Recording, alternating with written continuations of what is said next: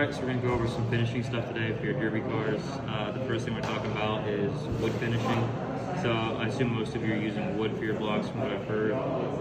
If you're using wood block, you can't leave it raw, but one of the requirements to be you do some sort of finish, or let us know you actually put some effort into it other than just racing a block down the track. So I have a few different recommendations for it.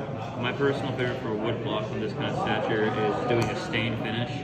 Now a stain finish, all it does is alter the color of the wood. It doesn't really affect the outside of it other than just tech color. Texture will be the same, it still don't have the same resistance as it would before. So you stain the wood like in my previous workshops. After you let it stain dry and everything, you can rub it off and then you can use a urethane on it.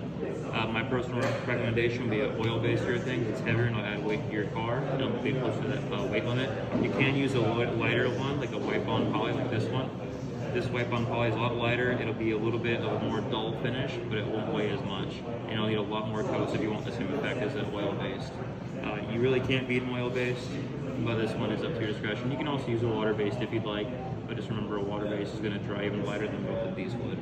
Now for those of you who just want a cool color, say you want a red race car, you can use just red spray paint or regular brush-on paint if you'd like.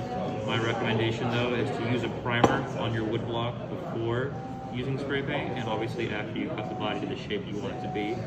The reason is this will make the paint adhere better to the wood block and it'll make your car look better in the long run.